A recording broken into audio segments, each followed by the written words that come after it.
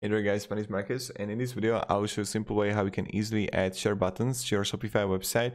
So first thing you want to do is just scroll down below to the description and click on the link. When you will do it, you will get on this site called L-Site. L-Site is an amazing company with a lot of widgets, and one of them is share buttons for Shopify. So you want to click sign up for free, and you want to sign with the Facebook, Gmail or normal mail, it's up to you. And when you're going to do it, you need to log in. And then you're going to be in dashboard, and in search you just want to write share. And here you're gonna see social share buttons. So let's create a widget.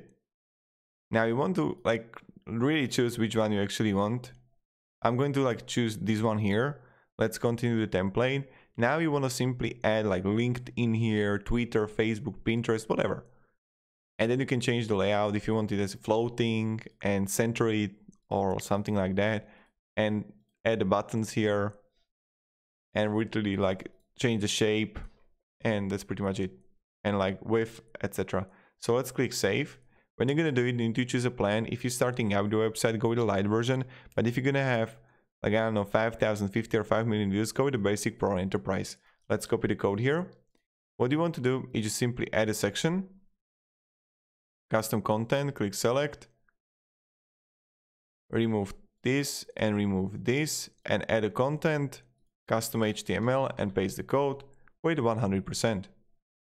And this is how we do it. So we just have to wait now.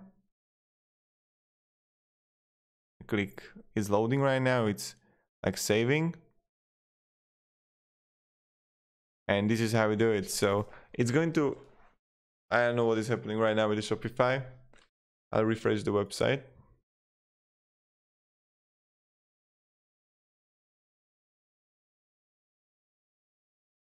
Okay, let's edit edit site, customize,